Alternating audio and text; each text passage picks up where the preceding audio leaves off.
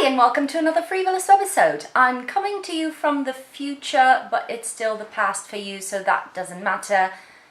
Anyway, when I recorded the main part of this video, it was a couple of weeks ago, and when I went to edit it, as you can see from the title, things have changed, so I decided to re-record this intro accordingly. So what is happening? I'm going to do a new series on my channel, and it's about throwback makeup and things that were iconic and all of that. And why? Because I saw the tailor, Samantha Ravndal, and then it spread it throughout the internet, videos, sorry for the cars, my window is open, videos on my first Sephora orders, and those were really fun. People were going through their very old purchases, and I thought that was really nice. I'm into nostalgia, but to do something similar, first, when I started buying beauty products, there wasn't a Sephora, #old, and secondly, Sephora online only opened in Portugal this year, so I can go through my records to see whatever I bought, but I can still go through my stash because I still have a lot of stuff that I've clinged onto, I can't part ways from. And if anybody asks, I'm a collector, and I wanted to go through those iconic products that I still have and do sort of a test and see how they perform, if they still live up to the hype, if they are still really good products, and how science and technology and the formulation has evolved. Do they still hold up?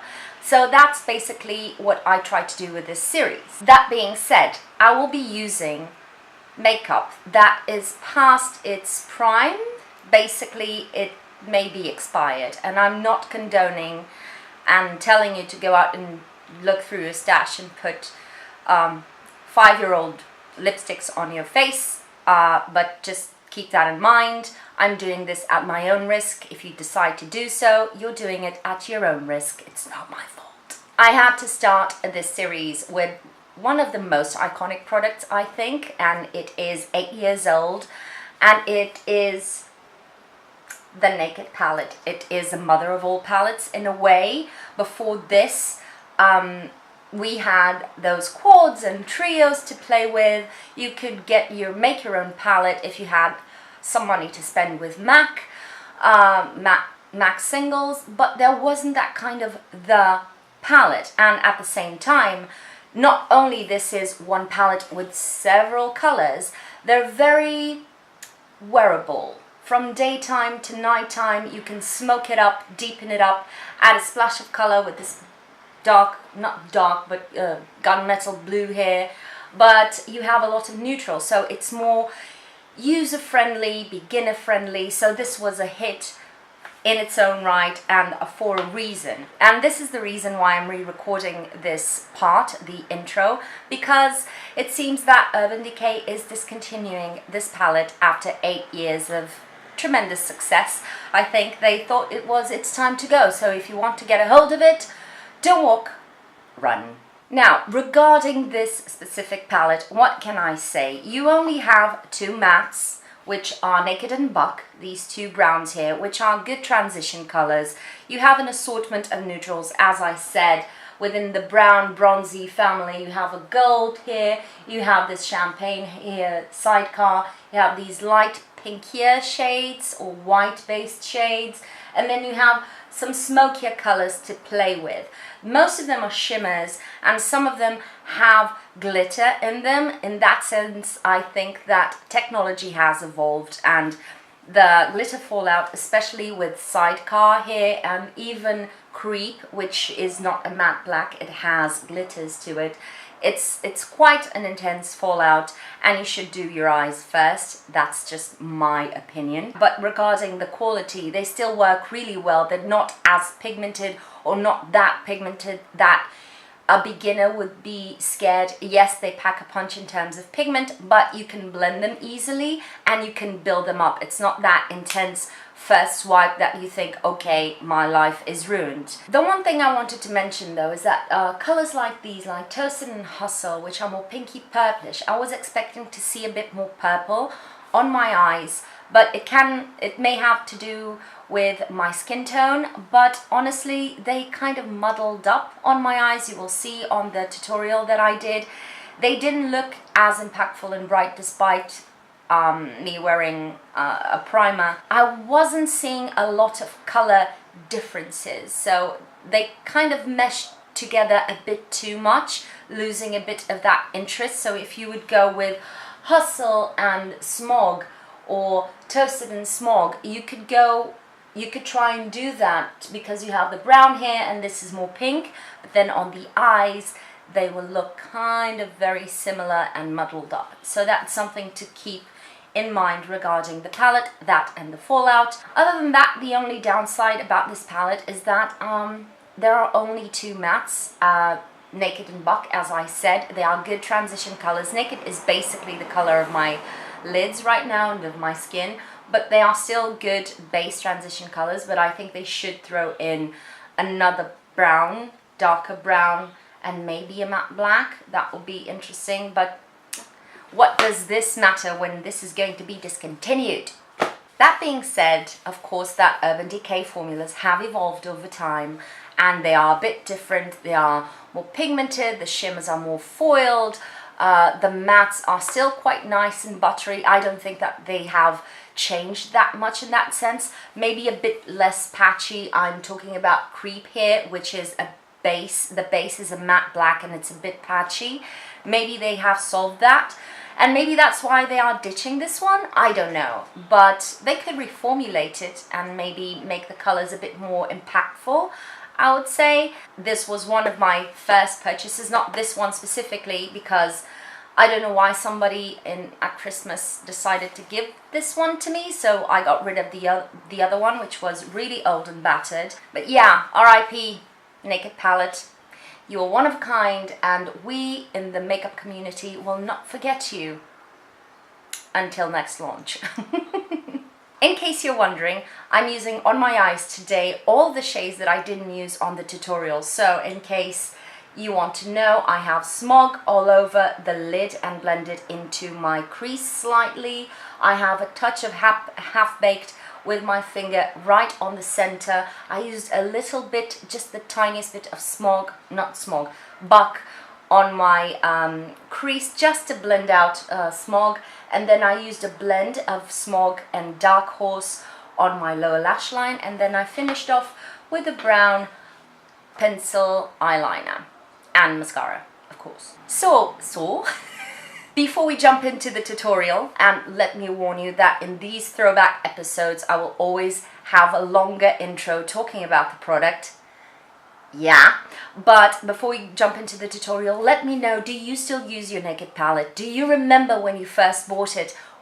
How do you still use it? Is it still your go-to and you're going to mourn it deeply when it goes out of the shelves?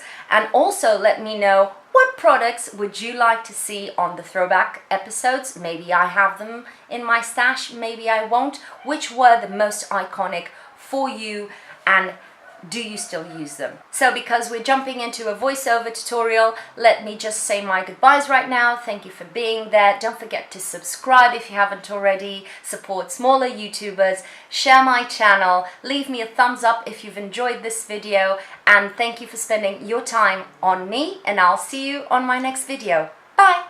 Ouch. Let's get this party started. I'm going to start off with priming my eyelids with Urban Decay Anti-Aging Primer Potion. Then I'm going to use Naked on my crease area. And I'm going to go straight to Toasted and apply it all over my lid. Toasted is a shimmery light mauve. Then I'm going to blend out the edges, and I'm going to bring in Hustle along my lash line, outer and inner corners, and also along my lower lashes when I'm done with my eye makeup. As I mentioned, I was hoping for this to be a bit more purpley than it shows on my skin tone. I'm going to line the inner rims of my eyes, apply a little bit of Sin to the inner corners, and then I'm going to do my face makeup, and I'm back. right now, and I'm going to apply Hustle on my lower lash line and a bit more on the outer corners, so that's why I'm blending right now. Applying eyeliner to the lower lash line and then mascara. This is Cheerio by Colourpop because I want it to be more of a cooler toned look. And Lolly, which is a blotted lip by Colourpop, and this is the finished first look.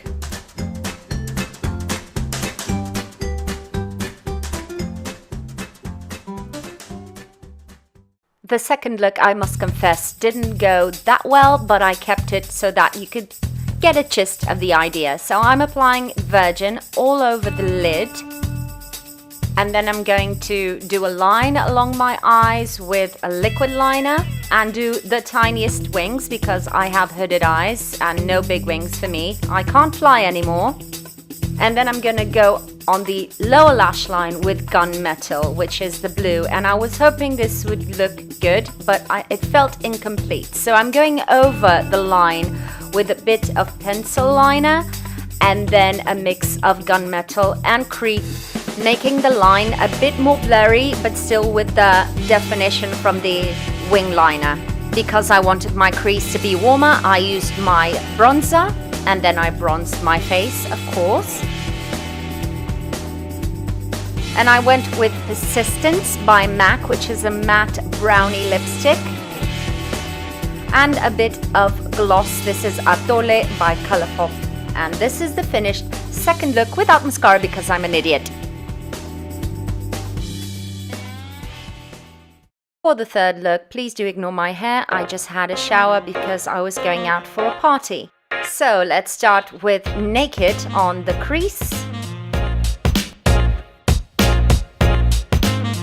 And then Buck along the crease, blended with Naked, and then bringing it onto the whole lid.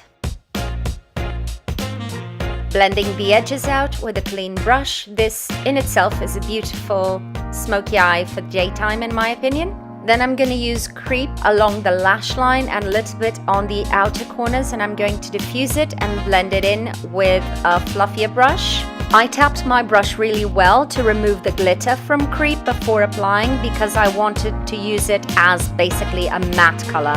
As you can see, it's slightly patchy, but you can make it work to deepen out the outer corners. Now I'm going to use the NYX glitter primer because then I'm going to use Sidecar, which is a very, very glittery shade. It's beautiful though. So I patted it on very gently onto my eyes, onto my lid, and then just blended the edges, again very gently because I didn't want a lot of glitter fall out. I'm applying a little bit more of Buck and Naked mixed on the outer corner to add a bit more of depth. And then cleaning all of the fallout, doing my base, and here I am back and applying a mix of Buck and Naked to my lower lash line. I then tried to use Whiskey, the 24/7 Glide-On pencil from Urban Decay, but it wasn't cutting it. I wanted more depth, so I went back to Blacker. There you go, references. From Marc Jacobs, line the inner rims of the eyes. This is mascara. This one is waterproof because, as I said, I was going out. And a bit of Clinique Lash Power on the lower lash line. I know that one doesn't budge. On my cheeks, I use the Cream Cheek Tint by Primark, but you can use Glossier's Dusk, a bit of NYX Born to Glow Break the Rhythm highlighter, which is slightly pinky, a touch of Sin on the inner corners of the eyes, and I finished it all off with a clear lip gloss, which in this case is a lip oil by Clarins. If only Essence could bring back their lip oil, which was even better. And this is the finished look. I hope you have enjoyed this video. Thank you for your time. Okay, thanks. Bye!